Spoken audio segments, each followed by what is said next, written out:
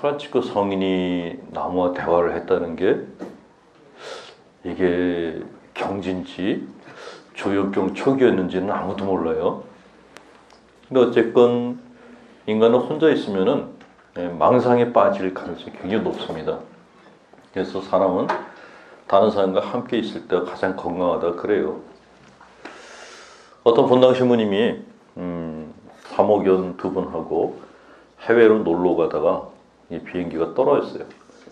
그 세 사람이 이제 어찌어찌해서 무인도에 셋만 남게 됐어요. 세 사람이 한결같이 이제 기도를 바쳤어요. 특히 또 사모견이 예수님께 간절하게 기도를 바쳤어요. 예수님이 그 두 사람이 평소에 열심히 살았는지라 소원이 뭐냐 그랬더니 주님 저희를 집으로 보내달라고 그랬어요. 예수님이 그래 너희는 평소에 열심히 살았으니까 소원을 들어주겠다고 그 두 사람을 집으로 보냈어요. 본당 신부 혼자 구석에 앉아서 가만히 있는 거예요. 너무 안 됐어도 주님이 본당 신부한테도 너는 뭘 원하는 게 뭐냐 그랬더니 나는 집에 가봐야 뭐 반겨주는 가족도 없고 본당도 떠날 때가 다 돼가지고 신자들이 날 갖다 이제 내 말은 들을 척도 안 하는데 낙이 하나도 없다고 난 여기가 좋다고. 근데 혼자 있기 심심하니까 아까 갔던 사람들 다시 불러다가 그래서 지금도 무인도에 셋이 서 있다는 거예요. 제가 고등학생 때 수원에 가려고 그럴 때 그때 제일 많이 교육받았던 게 십자가 예수님의 고통을 생각하라. 그 교육을 제일 많이 받았어요. 신부가 돼서도 여전히 십자가의 주님의 고통을 생각하라고. 근데 심리학을 공부하다 보니까 이건 아닌데 그런 생각이 들기 시작했어요.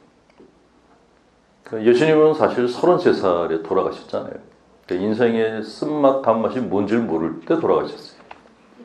근데 우리는 예수님보다 거의 2배로 살고 있으면서 그리고 쉽지 않은 인생을 살고 있습니다. 그러니까 사실 그리스도의 고통을 생각하면서 그분을 안쓰러워하는 마음 갖는 건 중요한데 그보다 더 중요한 거는 그분이 겪은 고통 이상으로 힘들게 살고 있는 자기 자신을 안쓰럽게 생각하는 것도 중요하겠다라는 생각이 들었어요. 근데 이런 얘기를 잘못하면은 꼭 그런 분이 계세요. 어떻게 하나님하고 인간, 피 좁은 인간을 똑같이 이렇게 대하려고 하느냐라고 이렇게 난리를 치는 분들이 계신데, 근데 그런 분들일수록 주님의 고통은 중요하고 인간의 고통은 중요하지 않다라고 하는 생각들을 가지고 있고, 다른 사람들한테도 얘기합니다. 다른 사람이 힘들다 그러면 주님이 십자가의 고통 당하신 걸 생각해서 참아야지. 그럼 지나 참지. 왜 나까지 참으라 그러는 거예요? 예수님은 이미 끝났잖아요. 2000년 전에 당신의 고통이 끝났다고요. 근데 나는 지금 아직 진행 중이야. 그러면 내 고통에 대해서는 다른 처방이 있어야 되는데 주님의 고통을 생각하면서 내 고통을 참으라고 얘기하는 거는 좀 말이 안 된다는 생각이 들어요. 실제로 이제 영상 생활을 열심히 하는 분들은 힘든 일이 닥쳤을 때 주님의 고통과 나의 고통을 비교하면서 참는 분들이 계세요. 근데 그거는 이제 고통을 갖다 비교를 하면서 내가 갖고 있는 고통을 경감시키려고 하는 일종의 합리화 수단입니다. 예를 들어서 내가 배탈이 났어요. 배탈이 나서 병원 응급실에 실려갔더니 거기 암 환자들만 있어요. 내 배가 아픈 건 아픈 게 아니야. 그러면 그때부터 안 아프기 시작해요. 근데 그런 의미에서 이제 주님의 고통과 우리 고통을 다 비교하는 방법을 쓰는데 이게 사실 그렇게 싹 좋다는 느낌이 안 드는 거예요. 그럼 어떻게 해야 되는가? 그냥 내가 사는 게 힘들다는 거를 내가 먼저 인정하는 게 중요하다는 생각이 들어요. 우리가 인생을 살아가는 거는 정말 쉽지 않아요. 겉으로 보기에 화장도 이쁘게 하고 웃고 다니고 그러면 아유 저 여자는 팔자도 좋은가 봐 그러는데 세상에 팔자 좋은 사람은 아무도 없더라고요. 제가 상담하면서 만난 분들 중에서 집안에 걱정거리가 하나도 없는 분들은 한 번도 못 봤어요. 만약 그런 분이 계신다 그러면 정말 그분은 상팔자예요. 집안에 걱정거리가 하나도 없는 분들 한번 손들어 보세요. 그분은 정말 복된 자 중에 복된 자예요. 계세요? 난 걱정거리 하나도 없다. 수녀님들은 무슨 걱정이 있으시죠? 라고 신자분들이 생각하세요. 신자분들이 생각하기에 수녀님들이 뭐 걱정이냐, 뭐 밥 걱정하냐, 몸 걱정하냐, 그냥 기도만 하면 되지 그러는데 그것도 아닌 거죠. 그래서 저보고도 그런 분들 많으세요.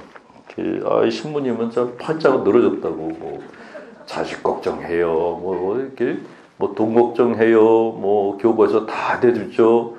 아주 상팔자예요, 그래요. 맞다고 나 상팔자라고. 그러니까 아드님 하나를 신학교에 좀 보내세요. 그거는 또 아니고요, 그래요. 네. 자, 인생 정말 살기 힘든 게 인생입니다. 그래서 스카펙이라고 하는 그 정신의학자가 끝없는 길이라는 책에서 썼죠. Life is difficult. 삶은 어렵다라고. 근데 그 글을 쓴 이유가 있어요. 간단한 말이죠. Life is difficult인데 아프니까 인생인 거예요. 근데 삶이 힘들다는 걸 인정하지 않게 되면 다른 문제가 발생하기 시작해요. 그러니까 아픈 거는 아픈 거라고 얘기를 해야 돼요. 힘든 거 힘든 거로 얘기를 해야 돼요. 주님이 고통스러우셨으니까 이 고통은 아무것도 아니에요. 그런다 그래서 내 고통이 없어지는 건 아니에요. 그건 아니란 말이죠. 그러니까 많은 신앙인들이 그렇게 자기 착각 현상을 갖다가 불러일으키는 주문을 외워야 됩니다. 예수님의 고통이 병은 내 건 아무것도 아니야 라고. 그렇지만 그런다 그래서 내 고통이 없어지는 건 아니에요. 그러면 이 고통은 어떻게 되죠? 내 것도 아프다고 얘기해야 돼요. 내 삶도 힘들다고 얘기를 하실 필요가 있어요. 좀 삶을 살면서 엄살을 떠실 필요가 있는데 가톨릭 신자분들의 상당수가 엄살을 안 떠세요. 이 정도는 뭐 참아야죠. 뭐 기도하면서 믿음으로 참아내야죠. 그러다가 병을 더 키우는 분들이 많으셔서 오늘은 인생이 어떤 것이고 이 힘든 인생을 어떻게 살아야 되는가에 대해서 제가 나름대로 공부한 걸 좀 나눠드릴까 합니다. 자, 각 개인에게는 나는 현실 속에서 살고 있죠. 이 현실과 꿈이 참 헷갈려요. 어떤 때는 꿈속에서 꿈이 꼭 현실 같을 때가 있어요. 어떤 때는 그 꿈이 안 깼으면 할 때가 있고 어떤 때는 이게 꿈이어서 다행이다 그럴 때가 있습니다. 근데 꿈하고 현실은 뭐가 다를까요? 현실도 시간이 지나고 나면 꿈 같다고 얘기를 하죠. 근데 꿈하고 현실은 뭐가 다르죠? 꿈은 깰 수가 있고 꿈은 내가 몸으로 겪는 게 아니고 꿈은 결과가 없어요. 꿈은 그냥 허상이에요. 영상이 지나가는 것뿐이에요. 이게 나한테 고통을 주지는 않아요. 근데 현실은 어떻습니까? 돌아보니까 꿈 같더라 그러는데 내가 살아온 그 과거가 지금의 나에게 뭔가를 주고 있어요. 그것도 안 좋은 거를. 그게 현실이란 말이죠. 시간은 계속 흘러서 과거로 가고 꿈같이 지나가는데 그게 그냥 정말 꿈처럼 사라져버렸으면 좋겠는데 그게 안 되고 계속 결과가 따라오고 있는 거예요. 이게 현실이란 말이죠. 참 지겨운 거예요, 현실이. 어떤 심리학자가 인간은 현실을 갖고 있는데 현실도 두 개라 그랬어요. 내부 현실과 외부 현실을 가지고 있다라고 얘기했습니다. 그걸 설명을 했는데 외부 현실은 개인의 내적 현실이라는 측면에서 경험되며 내부 현실은 과거와의 관계에서 현재를 바라보는 일관된 경향성과 과거 경험에 의해서 이루어진다 라고 그랬는데 무슨 소리인지를 모르겠어요. 그냥 책에 있길래 써놨어요. 나는 글자가 좀 이렇게 내용이 애매모호하고 추상적인 거를 하나 올려놔야지 좀 지적으로 보일까봐 올려놨는데 뭔 소린지. 자, 일단 내가 가지고 있는 내부 현실이 어떤가 보도록 하죠. 나는 내가 내 마음을 내 마음대로 할 수 있다. 그럼 난 지금까지 살아오면서 내 모든 인생은 내가 결정하고 선택한 대로 되어왔다. 그리고 나는 내 선택이 늘 올바랐다. 그런 분 계시면은 정말 그 대단한 분인 거예요. 그건 이제 인간이 아니고 로봇이라고.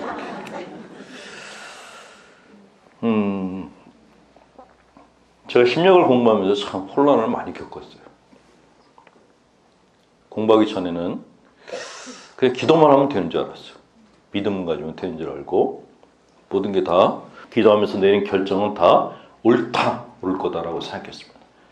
그렇게 사는 게 인생이니까 인생이 뭐가 그렇게 어려울까라고 생각했어요. 그리고 더 오만해가지고 왜 사람들이 죄를 짓고 살지? 라는 생각도 했어요. 왜 사람들이 가난하게 살지? 조금만 노력하면 되는데? 라는 아주 오만방자한 생각을 한 적이 있었어요.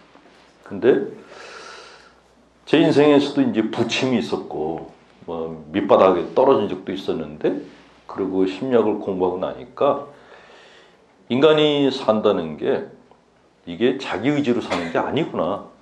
어떤 분은 하나님의 이끄심이라 그러는데 하나님의 이끄심이라고 생각하기에는 너무 비참한 지경에 빠져 있는 사람들도 보이는 거예요.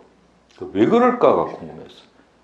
왜 그럴까? 기도하는데도 왜 계속 지질이 공상맞게 가난하게 살아야 되지? 그게 늘 궁금했어요. 그럼 내가 기도하는 하느님은 없는 분이야? 그 생각도 들고 우리가 좀 기도라고 하는 걸 갖다가 그냥 헛되는 행위를 하는 거 아닐까? 신부들은 신자들을 갖다가 하나님이 계신다고 하면서 없는 하나님을 팔아먹는 사기꾼들 아니야? 이 생각도 막 들기 시작했어요. 최소한 나는 신자분들한테 사기는 치지 말아야지 하는 그런 혼자만 또 생각도 가져보고 그랬는데 굉장히 복잡했는데 나중에 심리학을 공부하면서 보니까 인간은 올바르고 그리고 이렇게 정확한 선택을 내리기가 힘든 내적 구조를 갖고 있는 존재구나 하는 것을 알게 됐죠. 걸리버 여행기라는 책은 아마 다 보셨을 겁니다. 근데 걸리버가 난쟁이들한테 잡혔잖아요. 걸리버가 이렇게 바닷가에 누워 있는데 깨보니까 자기 몸을 갖다가 이렇게 줄로 다 묶어놨어. 그 난쟁이들이 여기 다 보고 있었대요. 내 몸을 갖다가 묶어놓은 가느다란 줄들이 있죠. 그게 걸리버만 있는 게 아니라 우리 다 갖고 있어요. 자, 여기 계신 자매님들 중에 제가 지금 여행 가자 그러면 바로 짐 싸갖고 나올 수 있는 분. 바로. 묶이는 게 하나도 없어요. 그러니까 여행 가자 그러면 제일 먼저 무슨 생각이 드냐면 애들 밥은 누가 챙겨? 남편은? 직장은? 뭐는? 그러니까 여행 갑시다 그러면은 처음에 10명이 가자! 손은 10명이 들어요. 근데 정작 갈 때 되면은 한 사람, 두 사람밖에 안 남아요. 왜 그럴까요? 내 몸을 묶고 있는 게 너무 많은 거예요. 근데 더 문제는 뭐냐면은 이 줄을 끊으면 안 될 것 같은 거예요. 제가 그러거든요. 자식 걱정 그만하시라고. 자식 걱정한다고 자식 고마우지 않습니다. 자식 걱정 그만하시고 자매님 인생만 챙기세요. 그러면 맞는 말씀이에요. 그러는데 절대로 줄은 안 끊어. 이게 우리의 내부 현실이라는 거예요. 늘 자유를 꿈꾸면서도 줄을 끊는다는 거에 대해서는 불안감을 갖고 있는 거예요. 이런 줄에 묶여 있는 상태에서는 사실은 내 마음 안에서 온갖 갈등이 다 일어납니다. 자유롭고 싶은 갈등, 하고 싶고 먹고 싶고 가고 싶은 갈등들이 일어나는데 이런 것들이 일어날 때마다 줄이 나를 용서를 하지 않았는 거예요. 깜빵 생활을 갖다 오래 한 사람들은 감옥 밖에 나가라 그러면 그걸 낯설어 한다고 그러죠. 세상 안에 새를 오래 가둬두면 문을 열어놔도 새들이 금방 안 나간다 그래요. 우리도 똑같아요. 여기선 줄인데 사실은 우리들도 내 마음의 감옥에다가 내 영혼을 다 가둬놓고 사는 경우가 많아요. 뭐 여기다가 내가 해야 될 일, 책임, 뭐 이렇게 나를 가둬놓는 거죠. 여기다 또 윤리라는 이름을 붙여요. 착한 여자라면 이건 하면 안 되고, 여기도 가면 안 되고, 이건 절대로 안 되고, 여기도 안 되고. 이렇게 내가 만든 감옥 안에 내가 들어가 있어요. 근데 내가 감옥 안에 있다는 걸 갖다가 누가 알려주죠? 자유로운 여인들이 알려줘. 마음대로 놀러 다녀. 그러면 뭐라 그럽니까? 부럽다고 그러지 않고 자녀들이 팔자가 좋아가지고 남편 잘 만나가지고 그러면서 욕을 해요. 그리고 여자가 저렇게 살면 안 된다고 욕해요. 근데 그렇게 욕하는 이유가 뭐죠? 부러운 거예요, 사실은. 그리고 내가 감옥 안에 살고 있다는 걸 그때 깨닫는 거죠. 자, 이렇게 우리 마음은 뭔가에 많이 묶여져 있어요. 불교에서는 좋은 말로 인연이라 그러는데 그게 그렇게 썩 좋은 건 아니란 말이죠. 묶여 있다는 거는 사실 서로 간에 좋지가 않은 건데. 두 번째는 인간은 완전히 그 빛으로만 이루어진 존재였으면 참 좋겠는데 이게 그렇지가 않다는 게 두 번째 문제예요. 내부 현실 중에 두 번째 문제는 인간은 빛과 어둠이 공존하는 존재라고 그러죠. 자, 빛과 어둠은 여러 가지 의미로 해석할 수가 있는데 지금까지 살아오면서 나는 착하지 않은 짓을 한 적이 한 번도 없다. 그런 분 혹시 계세요? 나는 남에게 해를 주는 말이나 행동을 한 적이 한 번도 없다. 난 부모님께도 늘 효성을 바쳤고 남편에게도 지극정성을 대했고 애들한테도 싫은 소리를 한 적이 한 번도 없다. 그런 분 혹시 계세요? 수녀님들은 손을 드실 줄 알았는데 참 수녀님들 공동체는 제가 조금 알죠. 거기도 만만치 않아요. 수도복을 입고 계신 것만으로 대단하신 거예요.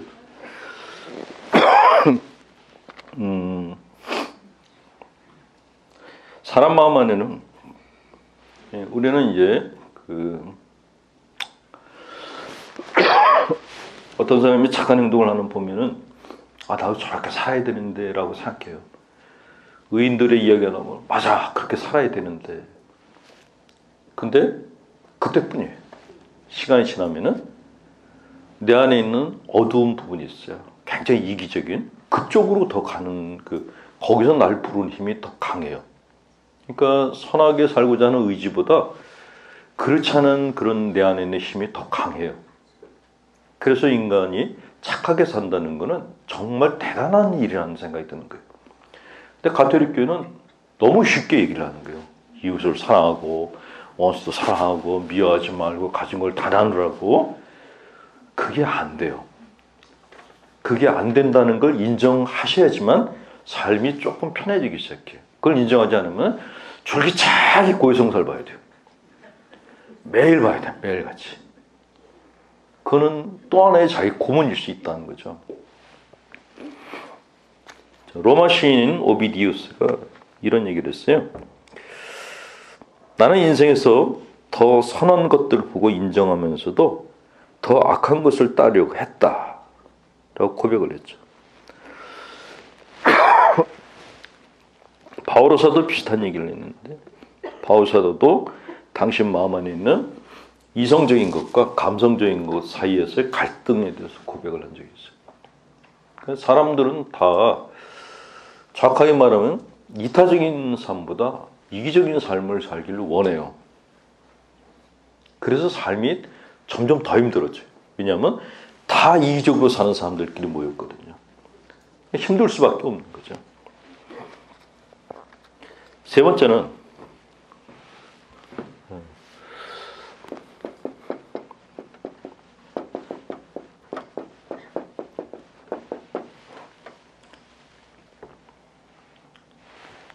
이거는 영상으로 나가야 되니까 비정상.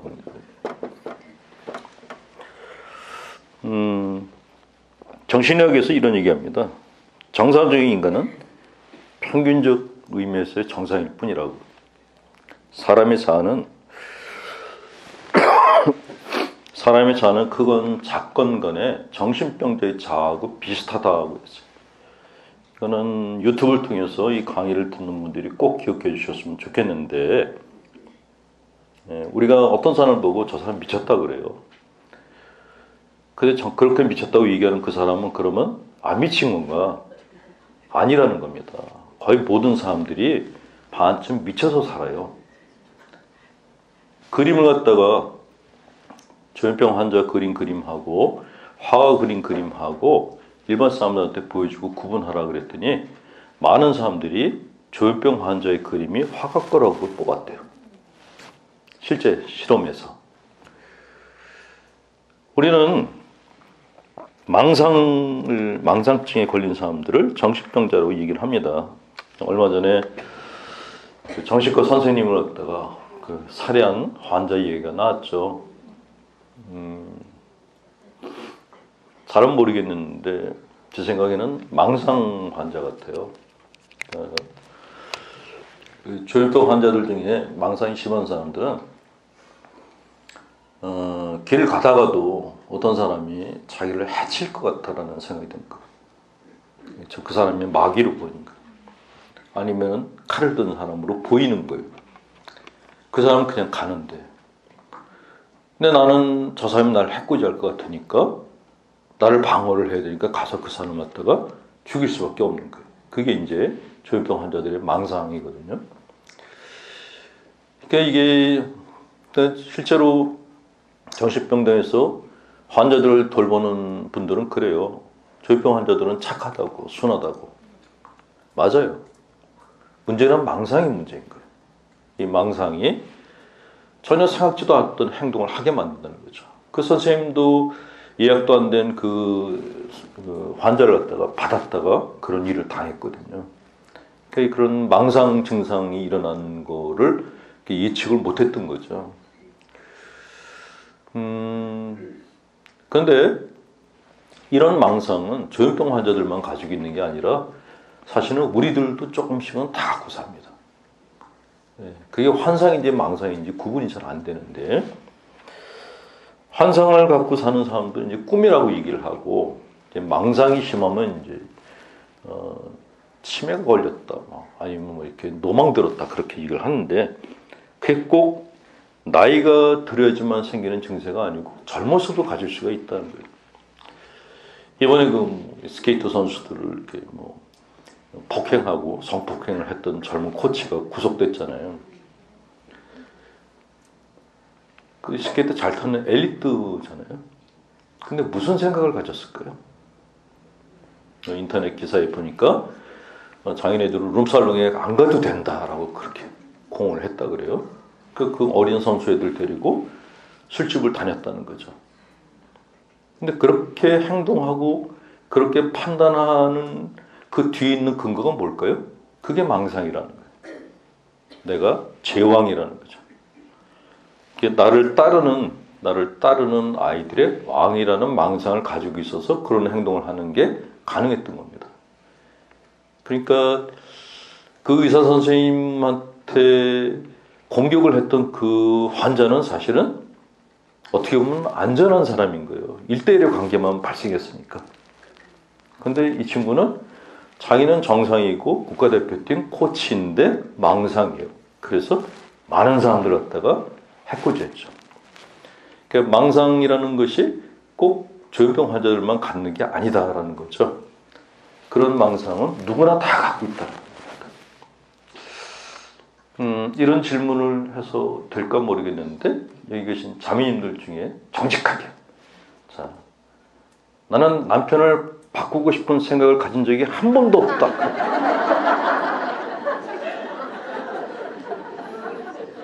그런 망상을 꿈꾼 적이 한 번도 없다. 그런 걸 한번. 그냥 지금 남편이랑 끝까지 다. 다음 생에도요.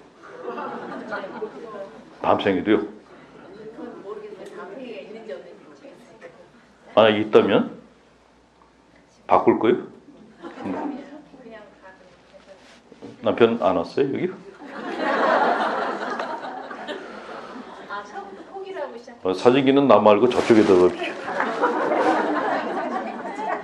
남편을 바꾸고 싶은 망상을 한 번도 안 가진 분은 처음 봤어. 처음 봤어. 예.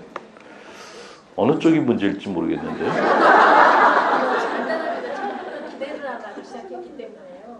아무 기대를 안 하고 결혼하셨어요?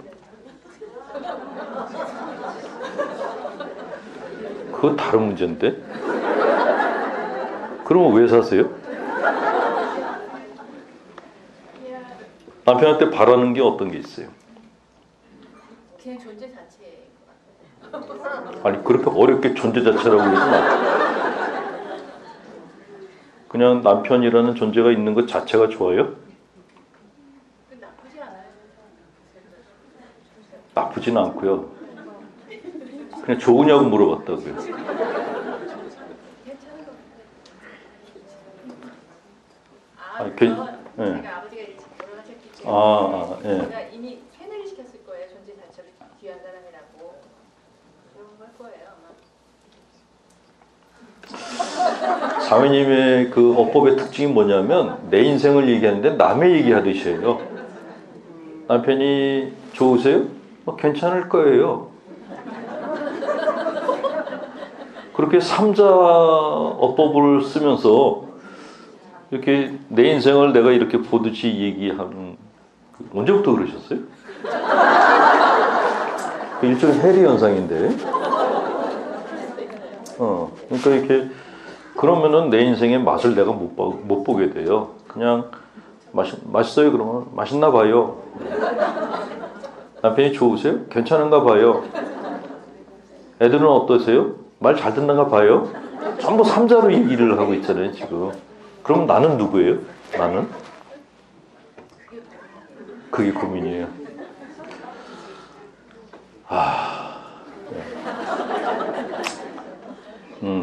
뭐가 제일 하고 싶으세요? 제일 하고 싶은 거. 생각하지 마시고 지금 막 떠오르는 거. 그냥 이런 프로그램이 또 뭔가 있다면 그냥 나가보고 싶어요. 이런 프로그램이 있다면 그냥 나오겠다고요. 제가 돌면서 성지순례 하면서 어떤 희열을 느꼈던 것처럼 성지순례 할 때 희열을 느끼셨어요? 어디서요? 그냥 그 작은 공간이잖아요. 본당 자체가. 그런데 그 인사하고 있을 때 일단은 자매님은 자기 혼을 좀 불러와야 될 것 같아. 이렇게 혼이 밖에서 돌고 있어 이렇게. 그거를 이제 헬이라 그러는 거예요. 이렇게 지금의 내가 뭐가 낯설어. 내가 아닌 것 같아요. 그러면 밖으로 돌아요. 그 체험을 제가 잘 아는 게 제가 이제 신부되고 난 다음에 사람들이 신자분들이 저를 보고 신부님이라 그러는데 그게 와닿질 않았어요. 신부 옷을 내가 입고 있는데 거울을 봤는데 너무 낯선 거예요. 그 낯선 게 왜 그렇지? 그 신부 역할을 하려고 무지하게 애를 썼거든요. 그래도 옷 입은 제가 너무 낯설어 보이더라고요. 그 신부 생활이 어떠세요? 그러면 괜찮은 것 같아요. 이렇게 얘기해요. 근데 왜 그렇게 대답했을까? 그걸 나중에 이제 상담 공부하면서 알았는데 내가 누군지 내가 몰랐어요. 그러면 그렇게 돼요. 그러니까 내가 뭘 좋아하는지 옆길로 또 새는데 우리가 참 못하는 것 중에 하나가 뭐냐면 싫어요 하고 좋아요. 어떤 사람이 나한테 먹을 거 줬어요. 먹었어요. 어떠세요? 맛없어요. 그럴 수 있어. 내 입맛 하면 맛없어요. 그래야 되잖아요. 그럼 너무 많은 생각을 하는 거야. 내가 맛없어요. 그렇게 얘기했을 때 일어날 수 있는 현상. 제일 먼저 뭐가 일어날까요? 주둥이 짧다는 소리를 들어야 돼. 그리고 그 여자가 나한테 다시는 먹을 걸 안 줘. 그러니까 나한테 발생할 수 있는 안 좋은 거를 다 생각하다 보니까 괜찮아요라고 얘기하는 거예요. 그러니까 우리가 말하는 괜찮아요라는 말이 안 괜찮은 말이에요. 어떻게 지냈어요? 괜찮게 지내요. 남편은 어떠세요? 괜찮은 것 같아요. 오늘 하루 어떻게 보내셨어요? 괜찮았어요. 좋아요? 안 좋았어요? 이게 안 되고 애매모호하게 표현하는 거는 안 좋다는 거예요. 그 집 어땠어요? 괜찮았어요? 안 괜찮았어요? 정말 좋으면 좋다고 그래요. 좋다고. 싫다, 좋다. 예수님이 그러셨잖아요. 너희가 어린아이 같이 되지 아니하면 하나님 나라에 못 들어간다. 그게 하늘나라에 들어갈 때 예스 노를 분명히 하라 그 얘기가 아닌 거죠.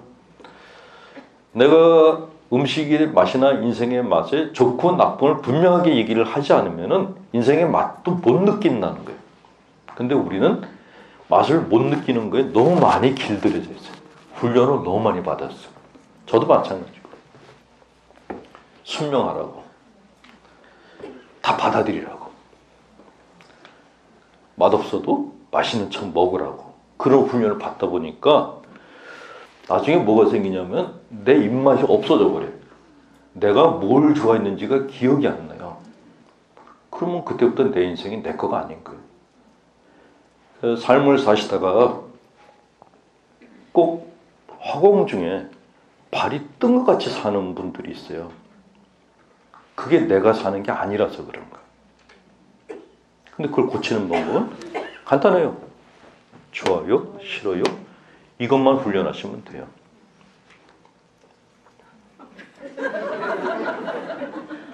근데 이게 쉽지가 않은 거예요, 이게. 네. 좋다, 싫다를 분명하게 얘기를 하면은 칭찬을 듣지 못해요. 그러니까 여러 가지 논리로 내가 나를 갖다 기만하기 시작해요. 싫은데 좋다라고 얘기를 하다 보면은 그게 진짜 좋은 것처럼 착각 현상이 일어난단 말이죠. 근데 이게 신앙생활 안에서도 발생을 해요. 그러니까 복잡해지는 거예요. 예수님은 어린아이같이 단순해지라 그랬는데 나는 예수님 앞에 가면 단순치가 않아요. 모든 걸 다 주님의 뜻을 알고 다 받아들이겠어요. 이것만큼 가증스러운 말이 없어요.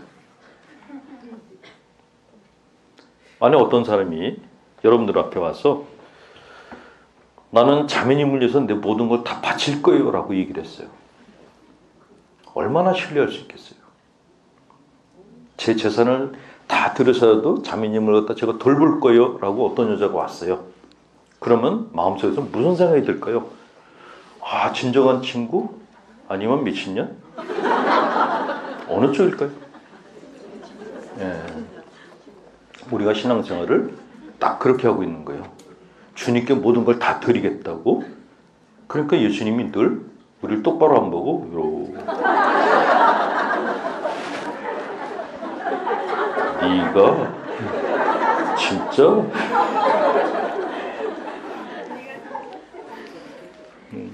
기도만 안 들어주면 바로 몇 년이고 냉담을 바로 하면서 사람의 내적인 상태는 우리가 통제를 할 수 없는 기본적인 구조가 이미 망가진 상태입니다. 사람 마음은 이렇게 하나님이 손봐주셔가지고 깨끗한 신제품인 것처럼 설명하는 종교인들이 있는데 절대 그렇지 모르겠어요. 제가 공부한 바로는 인간은 태어나면서부터 그냥 원래 이게 좀 망가진 채로 태어난 것 같아요. 어린아이들은 안 그렇지 않냐? 안 그렇죠. 그 부모님의 유전자가 걔를 받아갖고 태어났는데 아이들의 심리적 구조라고 해서 완전할 수가 없다라는 생각이 들어요. 완전하다는 거는 부모의 유전적인 어떤 그게 다 끊어진 상태로 100% 순수 100%로 태어나야 되는데 그런 경우가 없죠. 다 뭔가가 이렇게 조상 대대로부터 내려온 어떤 불순물에 이미 오염된 상태로 태어나요. 가톨릭교에서 그걸 그래서 원죄라고 그랬잖아요. 원죄라고. 태어나서 짓지는 않았지만 뭔가 조선 때부터 내려온 어떤 죄의 성향이 있다라고 봤죠. 가톨릭교에서도 인간 영혼의 순수성을 인정하지 않았어요. 근데 우리는 죽을 때까지 계속 순수 영혼을 갖다가 만들고 싶어 해요. 이것만큼 허망한 바람이 또 어디 있을까 하는 생각이 들어요. 천성병 시인이라는 분이 계셨어요. 이분이 쓴 시 중에 인생을 어떤 소풍에 비유한 시가 있었는데, 그 시를 읽은 분들이 한결같이 이분처럼 이런 마음으로 세상을 떠났으면 좋겠다 그래요. 근데 그 천상병 시인이 안기부에 끌려서 고문당한 걸 아는 사람들은 별로 없어요. 온갖 고초를 다 겪고 근데도 소풍 갔댔대. 돌아보니 꿈 같더라. 돌아보니 소풍 같았더래요. 근데 지금은 절대로 아니에요. 십자가에 못 박힌 거는 예수님 혼자만이 아니고 우리 다 십자가에 못 박힌 채로 살고 있어요. 그거를 먼저 보셔야 돼요. 십자가에 못 박힌 예수님만 불쌍히 여길 게 아니라 십자가에 못 박힌 채로 살아가는 자기 자신을 좀 불쌍히 여기세요. 너무 많은 걸 요구하지 마시고 지금 그렇게 살고 있는 것만 해도 얼마나 힘드니? 라고 좀 위로를 해줄 필요가 있어요. 근데 못 박힌 자기 자신한테 비난을 퍼부어. 그러면 생기는 게 우울증이에요. 네. 우울증은 기본적으로 자기가 자기를 미워할 때 생긴다 그러잖아요. 십자가에 못 박혀가지고 뭐하고 있는 거야? 라고 내가 날렸다가 야단을 쳐요. 그런다고 십자가에서 내가 내려올 수 있어요? 못 내려와요. 그냥 묶여 있어요, 거기에. 그렇게 묶인 채로 평생 살아가는 게 우리 삶이에요. 그런 자기 자신을 보시라고요. 보고 불쌍히 여기세요. 그래야지 인생이 조금이라도 편해지기 시작해요. 신부생활은 편하지 않을까요? 라고 얘기를 하는 신자분들 들으면은 착한 신부들이 그래요. 그래, 나는 편해. 나는 뭐 걱정도 없고, 나는 뭐 이렇게 그냥 다. 근데 나는 이렇게 편하게 사는 것 자체가 너무 죄책감이 들어. 라고 생각하면은 그때부터 자기가 또 십자가에 못 박는 애들이 있어요. 미치겠는 거예요, 그냥. 형, 나는 사제될 자격이 없나 봐. 뭐 와서 울어요. 누가 그러디? 신자분들이 그래. 신부들은 이렇게 그 팔자 좋은 놈들이라고. 그래. 그 얘기 들을 때마다 이제 제가 생각이 참 복잡해져요. 사실 팔자 좋게 사는 놈들은 그렇게 자책도 안 해요. 그냥 놀러 다녀요. 근데 꼭 열심히 사는 것들이 그렇게 자책을 하는 거예요. 어느 사회나 이렇게 사는 게 비슷비슷한데. 자, 우리가 갖고 있는 내부 현실은 성경 말씀대로 살 수가 없는 구조를 갖고 있어요.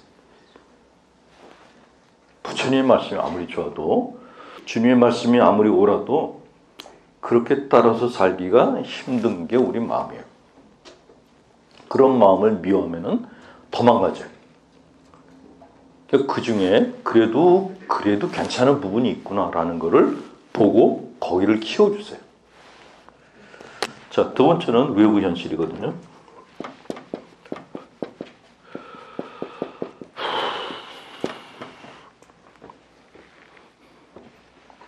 자, 외부 현실은 나 말고 바깥에 있는 것들. 일단 외부 현실 중에 1번이 남편, 배우자. 근데 형제님들한테 배우자에 대해서 어떻게 생각하시냐 그러면 전부 그 침묵을 지키세요. 좋다 나쁘다라는 얘기를 절대로 안 하십니다. 표정도 없어요. 그래서 그 얼굴에서 죄수의 표정을 읽어요. 야, 저거 말 잘못하면 집에 가가지고 밥도 못 얻어 먹을 그런 분위기구나. 그래서 형제님들한테는 아예 질문을 안 하는 겁니다. 제가 자매님들한테만 질문을 갖다 하는 이유는 여기 계신 연배 그 자매님들은 집안에서 주도권을 갖고 있는 연배들이에요. 그 나이를 먹으면서 남자들은 주도권을 다 뺏겨요. 그리고 남자들끼리 모여서 기껏 한다는 얘기가 집안이 편해야지 그러면서 나 하나 참으면 되지.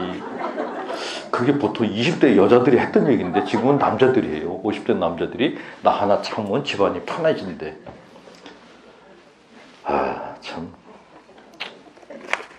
그 사실은 저는 형제님들은 50대 이상 형제님들은 따로 모임을 갖고 싶어요. 이렇게 따로 뭔가 그 여자들을 성토하는 그런 집단 그런 거 갖고 분노해서 방법으로 마누라 얼굴 갖다 베개에다 그려놓고 발로 밟는 것도 좀 이렇게 같이 좀 하고 싶은데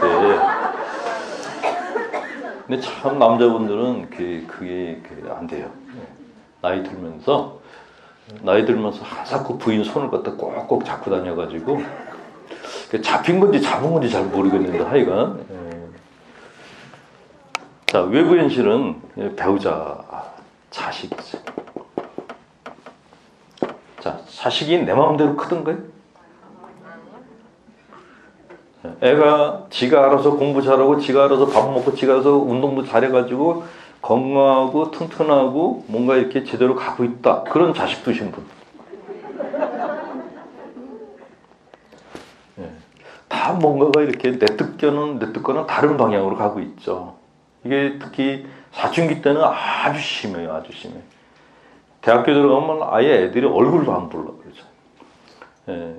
근데 결혼하고 난 다음까지도 부모들은 계속해서 자식에 대한 관심을 끊지를 못하더라고요. 저도 많은 상담사를 접했는데 정말 부모님들은 나이가 80이 돼도 90이 돼도 여전히 자식 걱정들을 하는 거예요. 그 어떤 때는 뭔 할 걱정이 없어서 저렇게 걱정을 하나 그랬는데 제가 이제 연세 드신 분들한테 좀 빈정되기도 했어요. 그만 걱정하시라고. 자면이 걱정 안 해도 애들 다 잘 산다고. 쓸데없는 걱정이라고 얘기를 했는데 나중에 보니까 꼭 그것만은 아니더라고요. 그냥 엄마가 애들한테 갖고 있는 그 기본적인 그 감성이 있는데 이거는 끊지를 못하는 거더라고요. 아, 그래서 걱정을 하는구나. 그래서 자식이 부모보다 먼저 죽으면은 그 부모 가슴에 자식 무덤이 생긴다는 게 그래서 그런 거구나라는 걸 나중에 알았죠. 자, 자식 내 마음대로 안 돼요. 형제님들, 사업은 어떠셨어요? 승승장구? 이것도 안 돼요. 예. 잘 되다가 말아먹기도 하고 사기당하고 별별 일이 다 있죠. 안전사고도 마찬가지. 저는 정말 안전사고 중에서 제일 그러니까 공장에서 일하다가 이제 다친 분들도 안 됐는데 지난번에 태국에 골프 치러 갔다가 남편 둘만 죽었잖아요. 얼마나 그 부인들이 황당했겠나 그런 생각이 들어요. 그것도 친한 부부끼리 갔는데 앞에 카트를 뒤에 카트가 받아가지고 앞에 부부가 빠진 거를 뒤에 남편이 앞에 카트에 와이프는 건졌는데 남편은 못 건지고 둘이 같이 죽은 거죠. 태국에 골프 치러 갔다가 과부가 둘이 생긴 거예요. 이걸 어떻게 납득을 해야 되죠? 그러니까 골프 안 치는 사람들은 욕을 바가지로 해요. 놀러가서 뒤졌는데 뭐가 안 됐냐고. 근데 그렇게 얘기할 게 아니죠. 당한 사람은 얼마나 황당하겠어요. 놀러 와가지고 남편을 잃었으니까 둘이 같이. 근데 그런 일들이 그냥 일어나요. 안전사고. 자연재해. 미국 같은 경우는 더 황당하더라고요. 총기 사고가 났는데 총을 쏘는 애가 죽이고 싶었던 애가 있는데 총을 쏘다 보니까 그냥 옆에 있던 애가 맞은 거예요. 걔는 왜 무슨 죄예요? 그러니까 인생에서 우리한테 다가오는 외부 현실들은 내 상식과 맞지 않는 일들이 너무 많다는 거예요. 왜 나한테 이런 일이 생기지? 하는 생각을 갖게 하는 사건이 너무 많아요. 이렇게 사람은 외부 현실과 내부 현실이 사람의 삶을 갖다 편안하게 살게 두지를 않는다. 그래서 어떤 영성가가 이런 얘기를 했어요. 현실과 소설은 다르다. 소설은 앞뒤가 척척 맞는다. 스토리가 있지. 기승전결이 있고. 근데 현실은 그렇지가 않다는 거예요. 이건 기승전결이 없다는 거죠. 그러니까 이렇게 우리가 살아가는데 누구한테 안 좋은 일이 생길 수 있기 때문에 신앙생활을 하면서도 믿음이 약해지는 건 어쩔 수 없다는 거예요. 믿음이 강하면 모든 걸 다 헤쳐나갈 수가 있고, 내가 믿음을 많이 갖고 기도를 많이 하면은 남들은 다 다쳐도 나는 안 다칠 거야 라는 생각들을 갖고 살아요. 저도 그렇고. 저도 운전할 때 막 묵히기도 하거든요. 저는 안전하게 몰 테니까 술 먹은 놈이 운전하다 내 차를 박지 않게 도와달라고 묵히기도 해요. 비 오는 날은 2배로 돌려요. 근데 그렇게 했는데도 2번이나 받쳤어요. 그럴 때마다 혼란이 생기죠.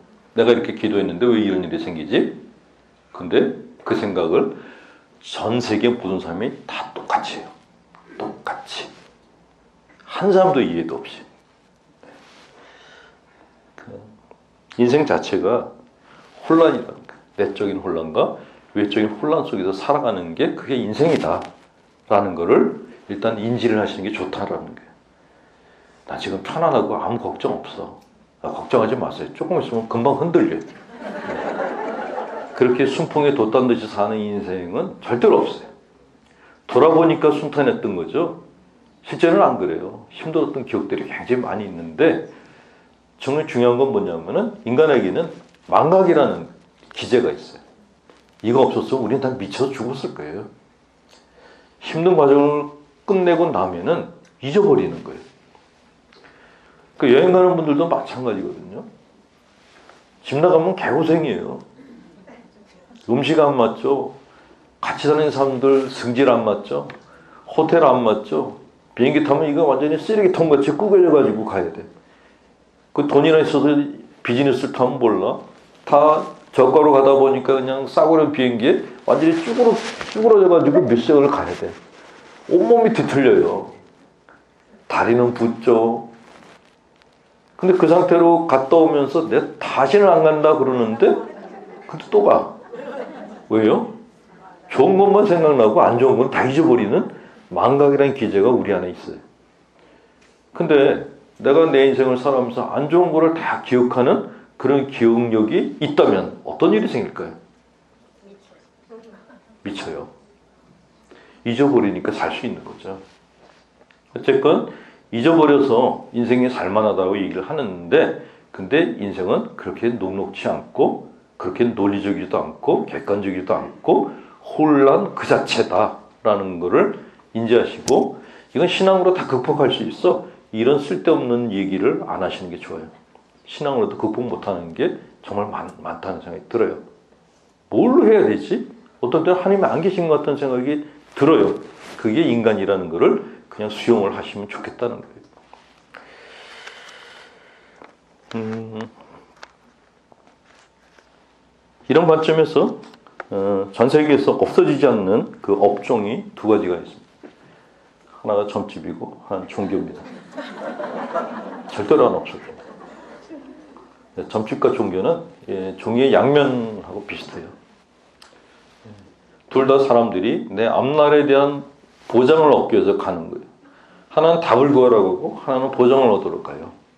종이의 양면 같은 역할을 하는데, 근데 그렇게 가가지고 이렇게 답 아닌 답을 얻어갖고 오고 믿음 아닌 믿음을 얻으러 가면서 내가 갖고 있는 소득을 갖다가 거기다 투자를 하는데, 그게 쓸데없다고 생각하면서도 그 다음에 또 안 갈 수 없는 상황 속에서 또 가게 되는 이유는 뭐냐면, 했는데 투자를 지금까지 해왔는데 안 하면은 더 안 좋은 일이 생길 것 같다라는 불안감이 또 있는 거예요. 그러니까 이게 삶 자체가 어쩌면 그런 불안한 감정의 악순환 고리가 아닌가? 그런 생각이 들 때도 있어요. 제가 이렇게 강의를 하면서도 지금 불안한 게, 이렇게 듣는 분들이 저게 손을 갖다 왔다 갔다 하고 있네. 이렇게. 어디까지 가려는 거야? 그 생각이 들어서 그러는데, 어쨌건 사람은 안 좋은 일을 당했을 때 반드시 이유를 찾는답니다. 내가 왜 이런 일을 당해야 되지? 그리고 더 문제는 말이 안 되는 것을 말이 되게 만들고 싶어 한다는 거예요. 그걸 이제 합리화라고 합니다. 자, 말도 안 되는 상황을 말도 안 되는 채로 그냥 두고 지내는 게 어려운 게 사람이라는 거죠. 이걸 뭐에 비유하면 좋을까요? 주부들이 외출을 나갔는데 나가면서 급해가지고 설거지를 안 했어. 그리고 외출 나갔어요. 외출 나가가지고 즐겁게 지낼 수 있나요? 계속 설거지가 땡기는 거예요. 그걸 하고 나왔어야 되는데 근데 들어갈 수는 없잖아요. 그러면 내가 설거지를 못한 이유를 생각을 해야 돼요. 그래야지 내가 마음이 놓이는 거예요. 근데 그런 비슷한 상황들이 우리 안에서 자주 일어나는 거예요. 그러니까 어쩌면은 내가 날 갖다가 속이면서 사는 게 인생인지도 모르겠다라는 생각이 들어요. 그러니까 종교인들 중에서 설교하는 사람들이나 신부들 중에서 신자들의 인기를 가장 얻는 사람들 보면은 거짓말을 잘하는 사람들. 사람들로 하여금 합리적인 납득을 하도록 자기가 합리적인 어떤 근거를 계속 대주는 거예요. 근거를. 듣는 사람들이 내가 그래서 그랬구나라는 생각을 갖게 해주는 거죠. 그러면 살만한 거예요. 예. 그래서 그런 걸 이제 그렇게 이제 강론하는 거를 이제 구라를. 자, 이렇게 힘든 현실 속에서 그럼 우리가 어떻게 살아가야 되는가에 대해서 잠깐 설명을 드릴 텐데, 첫 번째 거는 우리는 과거, 현재, 미래의 그 일직선상에서 살고 있는 존재들이잖아요. 근데 늘 과거는 지나갔고 나는 현재에 살고 있고 미래는 다가오는 거라고 생각합니다. 근데 아직 오지도 않은 미래에 대해서 걱정을 해요. 그건 이제 불안이라고 합니다. 근데 이미 지나간 과거야. 과거에 대해서 계속 이렇게 안 좋은 생각을 해요. 그걸 이제 후회라고 합니다. 후회하고 불안 사이에서 살고 있는 게 지금의 난데, 근데 정말 웃기는 거는 미래는 오지 않았어요. 그거 나도 알아. 근데도 미래를 땡겨서 생각해. 특히 엄마들이 그게 심하거든요. 애들이 공부 성적이 떨어지면은 그 다음에 무슨 생각하세요? 애가 시험 보고 왔는데 학교 성적이 한 30등이 뚝 떨어졌어. 엄마들이 그 성적표 보면서 무슨 생각을 하시죠? 아이의 앞날을 갖다가 드라마를 찍기 시작해요. 거의 아이의 노년까지 다 생각합니다. 시간이 많은 분들은 하루에 영화를 갖다가 4편 정도 찍는데요. 우리 아이의 평생, 말년에 노숙자가 돼가지고 길거리에서 뒤지는 장면까지 아주 디테일하게 이렇게 영화를 만들어요. 그리고 초등학교 다니는 애가 오면 그때부터 패기 시작하는 거예요. 이 새끼가 나중에 노숙자가 돼가지고 어떻게 살라고. 초등학교 애한테. 애는 맞으면서 이게 무슨 소리야 그러는 거예요. 근데 남자들이나 여자들이나 우리가 진짜 이건 정말 약한 부분인데 미래를 땡겨서 생각하는 습관들이 있어요. 오지도 않았는데, 그리고 어떻게 될지도 모르는데. 근데 이거보다 불안에 대해서는 나중에 설명드리고, 이것만큼 나쁜 게 뭐냐면 후회예요. 이건 과거에 대한 거거든요. 과거는 그냥 과거일 뿐이에요.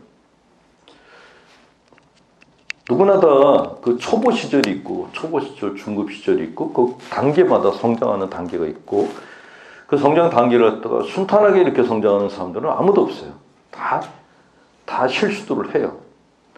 다 착각들을 하고, 잘못된 선택들을 하고, 뒤고, 아프고, 뺏기고 그래요.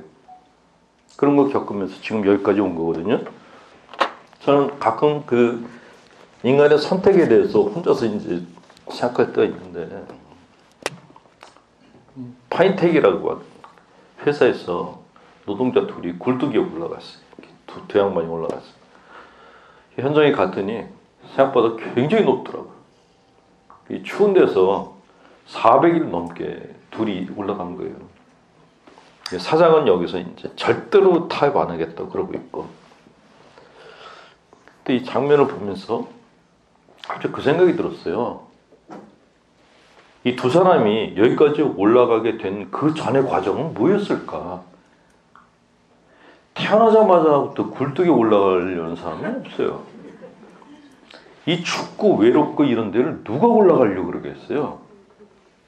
올라가서 400일 넘어서 이미 몸이 만신창이가 되는 거예요. 근데 왜 올라갔을까? 뭐가, 무슨 사연이 이 사람들을 하여금 여기까지 올라가게 만들었을까? 그 생각이 들었고, 또 하나는 사장은 어떻게 보면 자기 동생 뻘 드는 사람들인데 왜 이 사람들이 이렇게 이런 속에 올라가게끔 그냥 뒀을까? 이 사람은 어떤 삶을 살아왔을까? 사람들은 그냥 돌을 던져요. 이게 가진 놈이 너무한다고. 근데 이 사람이 다른 사람들한테 욕을 먹을 정도로 그런 삶을 살게 된 그 과정은 뭐였을까? 순탄하게 살았는데 여기까지 왔을까? 한국에서 사업하는 분들 중에서 누구한테 뜯기지 않고 정말 합리적으로 사업을 해가지고 성공하신 분들이 몇 사람이나 될까요? 사업한다 그러면 이놈 저놈이 와서 다 뜯어가요. 지금은 덜 한다 그러는데 옛날에는 아예 이렇게 아예 보고 이렇게. 저는 캄보디아하고 베트남 가끔 가는데 거기 가면 꼭 우리나라 70년대 80년대 부는 느낌이에요. 다단계로 상납을 해야 돼요. 상납을 안 하면 아예 사업을 못 해요. 근데 이 사람도 사업하면서 순탄하게 그렇게 지내왔을까? 그러니까 이놈 저놈이 와가지고 내 돈을 다 먹겠다고 뜯어가는데 그러면 마음 안에 뭐가 생길까요? 일단 사람에 대한 의심부터 생겨요. 다 적이에요. 그러니까 이 사람도 행복한 사람은 아니구나 그 생각이 드는 거죠. 그러니까 심리학을 자기 마음을 보기 시작하면은 다른 사람들이 지금 여기에 있는 뒤에 행로가 조금씩 보이기 시작하고 그때부터 미운 마음이 조금씩 줄어들기 시작하더라고요. 자, 어쨌건 후회란 내가 왜 그렇게 바보같이 굴었을까 하는 생각이다. 지난 세월 돌아보면 후회할 일이 많다. 그런 때 속상하고 자기 자신이 밉다. 그 일만 아니었으면 지금 더 잘 됐을 텐데 하는 헛된 상상을 하기도 한다. 이거는 손상된 자존감을 회복하고자 하는 헛된 시도다. 후회 속에 사는 사람들은 이미 지나가 버린 과거를 고치려고 현재와 미래를 담보로 내놓는 것 같다. 잘못된 과거를 되살리고 싶다는 생각에 빠져서 지금을 살지 못한다. 마음 안의 감옥에 스스로를 가두고 살기 때문이다. 그리고 후회할 똑같은 짓을 반복한다. 그랬어요. 후회라는 것은 내가 지금 여기 있지 못하게 하는 거예요. 계속 과거라고 하는 감옥 속에다가 나를 가둬두고 있는 겁니다. 상담실에 오는 우울증 환자들 중에 이런 분들이 상당히 많아요. 우울하다는 거예요. 근데 우울해하는 그 상황의 시점이 미래가 아니고 전부 과거예요. 내가 그때 그렇게 하는 게 아니었는데 라는 생각을 갖는 거죠. 몇 년 전인가 어떤 신부님이 트라우마가 생겨가지고 치료를 받은 느낌인데 젊은 청년 하나가 상담을 하겠다고 사제관을 찾아왔대요. 근데 이 신부님 사제관이 3층인가 그랬는데 애가 들어와가지고 그 신부 앞에 앉더니 신부님 저 지금 죽어버리고 싶어요 그랬대요. 근데 그 신부가 이제 갑자기 이렇게 청년애가 와가지고 죽어버리고 싶다 그러니까 농담인 줄 알고 에이 시키 무슨 소리 그렇게 해. 근데 애가 그냥 3층에서 뛰어서 죽었어요. 그럼 그 신부는 무슨 생각을 할까요? 내가 개소를 한 번만 참았더라면, 내가 창문을 닫았더라면, 내가 걔 얘기를 좀 더 잘 들었더라면 그 후회 속에서 빠져나오지 못하는 계속 도돌이표는 그게 후회예요. 그럼 내가 후회하면 그 애가 살아날까요? 살아나는 거 아니죠? 그 애가 살아나지 않는다고 얘기를 해도 그게 안 들려요. 그게 후회예요. 그 후회는 사람을 죽이는 정말 독약 같은 겁니다. 자, 근데 이렇게 후회가 심한 사람들의 특징이 있다고 합니다. 그건 뭐냐면 자기 마음에 상처가 깊은 사람들일수록 후회를 많이 한다고 그렇게 얘기를 해요. 많은 사람들이 상처 입은 내면을 지닌 채 각 발달 단계상 습득했어야 될 기술의 결핍으로 인해서 생긴 엄청난 고통과 불안이 자리 잡은 커다란 내면서의 공간을 지닌 채 살아갑니다. 많은 성인 아이들은 자신들의 미성숙한 행동들이 바로 학습 결핍에서 기인한다는 사실조차 깨닫지 못한 채 자신들의 실패나 성격적인 결함에 대해서 수치스러워하며 스스로 가혹하게 비난을 합니다. 특히 이런 모습은 종교를 가진 사람들 그리고 성자, 수도자들에게서 두드러지게 나타나는 현상입니다. 그렇습니다. 성찰을 하는데 성찰이 아니고 자기 학대를 하는 거죠. 근데 그걸 신앙의 이름으로 하니까 더 벗어나지를 못하는 거예요. 그래서 저는 가끔 그 신자분들한테 그런 얘기를 해요. 사순시기 때 자기 자신을 너무 학대하지 말라고. 주님이 돌아가신 거는 2000년 전이고 내가 지금 그분을 또 죽이는 건 아니다. 그러니까 그분을 내가 죽였다 그러면서 자기를 또 죄인으로 또 몰아붙이지 말라고 얘기를 해드려요. 근데도 그게 안 들리는 거예요.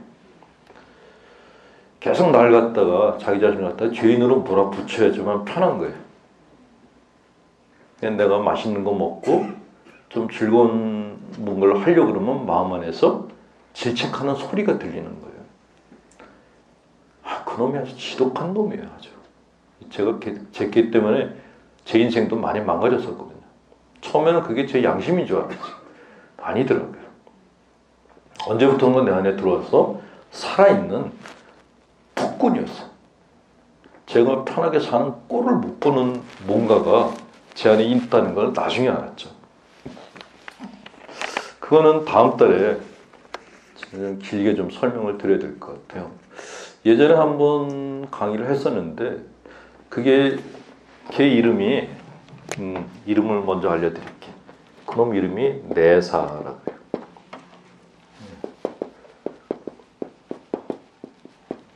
인트로젝션이라고 하는데 내사라는 건 뭐냐면 외부에서 내 안에다가 이렇게 심어놨다라는 거예요. 칩 같은 거예요. 근데 이게 어떤 거는 성경으로, 어떤 건 불경으로, 어떤 거는 코란으로 우리 머릿속에 들어와 있어요. 얘가 날 통제하기 시작하는데 내 안에 들어와 있는 내 안에 들어있는 생각이 나를 위한 것일 때는 문제가 없는데 아닌 경우에는 그때는 내 삶은 완전히 노예적인 삶이 돼버려요. 그래서 다음 달에는 이 내사에 대해서만 1시간 반 동안 좀 설명을 드릴까 하고요. 두 번째 말씀드린 거는 가끔 신자분들이 그런 얘기를 하세요. 당신은 자기 약점을 고치는데 모든 걸 다 쏟고 있다고. 근데 약점을 고친다고 노력하면 고쳐지던가요? 그거 쉽지 않거든요. 저는 제 약점이 눈 깜빡거리는 거예요. 보자신부 때부터 신자들이 눈 좀 그만 깜빡거리라고 했어요. 30년을 노력했는데 더 깜빡거려.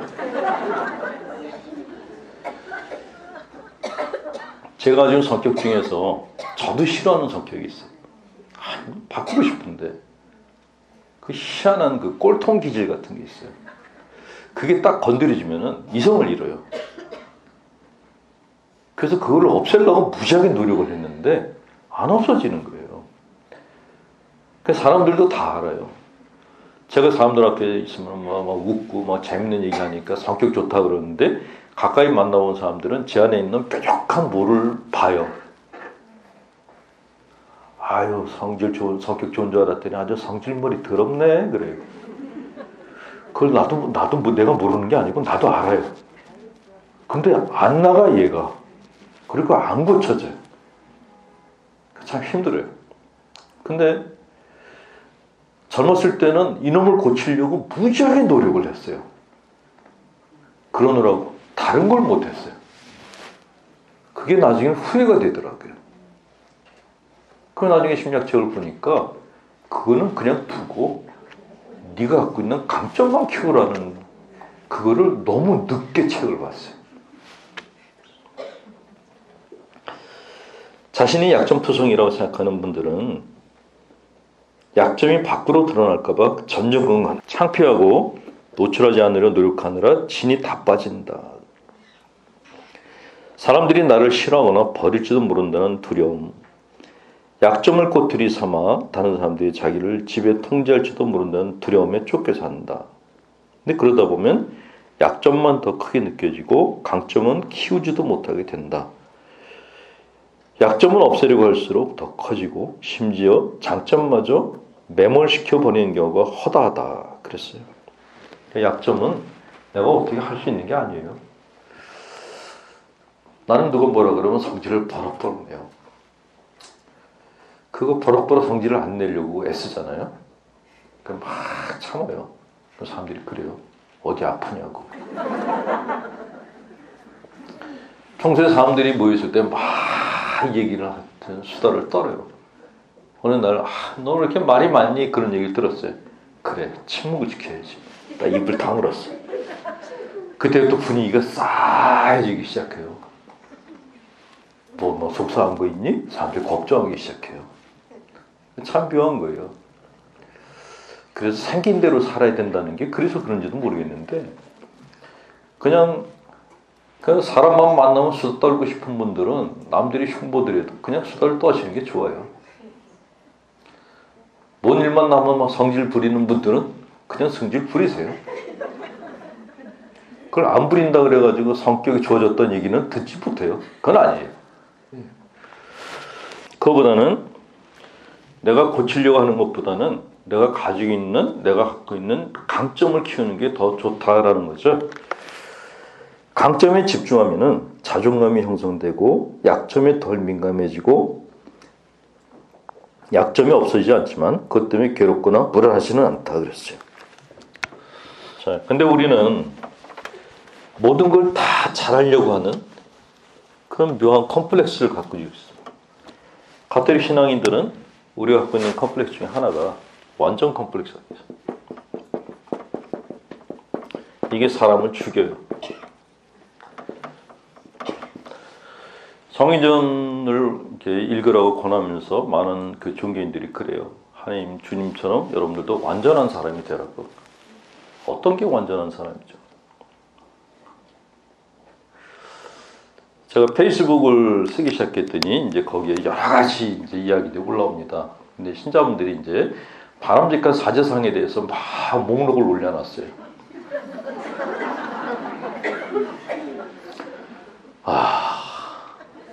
읽으면서 숨이 슬슬 막혀오는 거예요. 이게 가능할까? 원하시는 게 뭔지는 알겠어요. 원하시는 게 뭔지는 알겠는데, 자매님들, 완전한 남편은 어떤 사람이죠? 완전한 남편? 어떤 사람이 완전한 남편이에요? 자, 형제님들은 완전한 와이프는 어떤 사람이 완전한 와이프입니까? 자, 질문 하나 드렸고, 자, 두 번째 질문 그냥 생각하세요. 내가 생각하는 내 배우자에 대한 완전한 기대를 갖다가 내 배우자가 몇 프로나 채우고 있으세요? 머릿속으로 프로테이지를 한번 생각해 보세요. 100% 다 채운다? 그건 이제 두 분이 같이 미쳤다는 거죠. 제정신이 아니라는 거고. 신부하고 신녀들 관계도 마찬가지예요. 많은 신자분들이 본당 신부가 바뀔 때마다 굉장히 많은 기대를 겁니다. 근데 지내면서 점점 실망해요. 처음에 와서 멋있고 강론도 잘하고 그랬는데 지내면서 보니까 저희가 맨날 술만 먹고 노래방 가서 나올 생각을 안 해. 이제 슬슬 욕을 하기 시작해요. 그 다음 신부가 왔는데 술도 근처도 안 가고 노래방도 안 가고 기도만 해. 성의 신분이 왔다고 그렇게 좋아하는데 1년 있다가 대인관계가 안 좋다고 욕을 하기 시작해요. 그러면서도 우리는 끊임없이 완전해질 것을 요구를 해요. 근데 이게 타인에 대해서도 그러는 게 아니라 자기한테 똑같이 요구해요. 완전한 사람이 되라고. 근데 완전하다는 게 뭐냐에 대해서는 각자 다 달라요. 그리고 그 답 중에 하나가 뭐냐면 약점이 하나도 없는 사람. 그게 가능할까요? 예, 저는 그런 생각이 들어요. 가톨릭 교회에서 완전한 사람이 되라고 얘기하는 이거는 좀 그만 말했으면 좋겠다. 그만 말해라. 그냥 불완전하게 살아라. 예. 하나님이 완전하신 같이 너희도 완전한 자 되라고 예수님께서 그렇게 얘기하셨어요. 근데 그게 퍼펙트를 얘기한 게 아니란 말이죠. 퍼펙트한 인간은 없어요. 예수님은 퍼펙트 하셨나요? 정직하게 저분하고 한번 이렇게 그 일문일답을 해보죠. 예수님이 아무 문제가 없던 분이었나요? 아니에요. 일단 12살 때 부모님이 찾는데 그 찾는 부모님 걱정하지 않고 율법학자들하고 토론을 벌이고 부모님이 걱정을 했더니 뭐 그딴 걱정했냐고 이렇게 싸가지 없는 얘기를 했던 게 저 양반이었어요. 12살 때. 진짜 싸가지 없는 아들이었어요. 다만 만약에 여러분들이 12살짜리 애를 데리고 어디 놀러 갔는데 얘가 어디 가거든 어른들하고 막 이렇게 입놀림 하고 있어요. 부모님 가가지고 너 왜 여기 있니? 그랬는데 내가 여기 있어야 될 자리이고 뭐 그냥 두겠어요? 그냥 개패듯이 개버리지? 근데 예수님 소년 예수가 그때 굉장히 당돌했어요. 죄송합니다. 이런 말을 안 한 거예요. 그 양반이 또 퍼펙트하지 않은 게 성격이 온유하셨으면 십자가형에 처하지도 않았어요. 소통과 대화와 설득과 이해를 했으면 십자가형도 안 당했어. 33살짜리가 그냥 사방에다가 비판을 한 거예요. 이렇게 니들이 회칠한 무덤들이고 바리사이들이고 뭐 막 그랬더니 이거 새카맣게 어린 놈이 나타나가지고 자기들한테 뭐라 그러니까 살려둘 수 없었죠. 어떻게 보면 십자가형은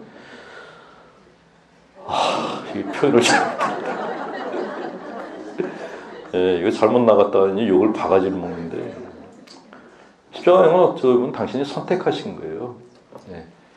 그렇게 될 거라는 걸 알고 행동하셨던 거죠. 또 하나 이제 당신이 퍼펙트하지 못했던 것 중에 하나가 여자 문제가 복잡했어요. 이거는 복음서에 누누이 나오는데 만약 여러분 본당 신부님이 어떤 자매 둘이 사는 집에 뻑 하면 거기 가서 며칠 동안 쉬었다 온다 그러면 뭐라 그러시겠어요? 예수님이 뻑 하면 가서 쉬었던 집이 있어요. 마르다와 마리아의 집. 나자로라는 오빠가 있는데 오빠는 사실 이렇게 중요하지 않았죠. 두 자매가 중요했죠. 가가지고 거기서 그냥 쉬셨어요. 그것도 이제 그 당시에 제자들한테는 스캔들이었던 거예요. 지금은 아예 용납도 안 되는 일이죠. 갔다 그러면 뭐 그 두 자매는 머리털이 하나도 안 남아요. 거기다가 예수님이 공개적으로 편애를 했던 여인이 또 있었죠. 누구였죠? 마리아 막달레나. 이 마리아 막달레나에 대해서 예수님이 주의 시선을 개의치 계속 데리고 다니셨어요. 만약에 본당 신부가 자기가 총애하는 여자를 본당 갈 때마다 데리고 간다고 하면 어떤 일이 생길까요? 교구청에 수도 없이 불려갈 겁니다. 근데 예수님은 그러거나 말거나 그냥 이렇게 해서 그리고 결정적으로 이제 당신이 퍼펙트하지 않다는 걸 언제 보이셨냐면 부활하시고 난 다음에 부활하셨으면 당연히 제자들 앞에 나타나셨어야지. 아니면 최소한 엄마 앞에 나타나야지. 제일 먼저 누굴 만났어? 마리아 막달레나 제일 먼저 만났어. 안 퍼펙트했어요. 불완전한 분이었어요. 근데 그분이 불완전한 채로 살다 가셨기 때문에 우리가 그분을 믿으면서 숨통이 트이는 느낌이 드는 거예요. 근데 문제는 종교가 그분을 퍼펙트하게 만들어. 그리고 똑같이 신자들한테 퍼펙트하게 살라고 요구를 하는 거예요. 근데 제가 아까부터 지금까지 얘기했지만 인간은 퍼펙트하게 살 수 있는 존재가 절대로 아닙니다. 그냥 불완전한 채로 사세요. 그래도 예수님이 우리를 버리지 않으세요. 왜냐? 당신도 그랬거든요. 주님과 우리는 공범자예요. 공범의식으로 뭉친 사람들입니다. 많은 분들이 터럭만한 죄라도 있으면 주님께 가까이 못 간다라고 생각하시는데, 그렇게 생각하시는 것은 예수님을 갖다가 쪼잔한 하나님으로 만드는 거예요. 용서가 없는 그런 쪼잔한 하나님을 만드는 거예요. 근데 제가 알고 있는 예수님은 진짜 상남자였어요. 통이 크고 당신 약점을 굳이 감추려고 하지 않았던 분이에요. 그런 분을 믿고 따르는 신자들도 같이 불완전한 채로 그냥 하나님께 나가는 게 그게 신앙생활이 아닌가 하는 생각이 들어요. 예, 오늘 방 사용 시간이 5시까지라서 목이 잠겨가지고 다음 달은 며칠? 2월 9일, 2월 9일 날이거든요. 구정 끝나고 아마 그 주간 토요일 있는데, 다음 달에는 인트로젝션에 대해서, 내사에 대해서 좀 설명드릴 텐데요. 이거는 신자가 아닌 분들도 좀 들으셨으면 좋겠거든요. 뭐 불교 신자건 개신교 신자건 남녀 호랭 개교건 상관없이 마음 안에 뭐가 이렇게 얹힌 것 같다라는 느낌을 갖고 있는 분들이 계시면 모시고 오세요. 그게 거의 다 내사 때문에 생긴 문제일 가능성이 높습니다. 예, 강복 드리고 끝낼까요? 자, 모두 일어나십시오. 주께서 여러분과 함께 전하신 하나님, 성부와 성자와 성령께서는 여기 있는 교우들에게 축복을 내리셔 기름 머물게 하소서. 아멘. 한 해 복 많이 받으시고 건강하십시오.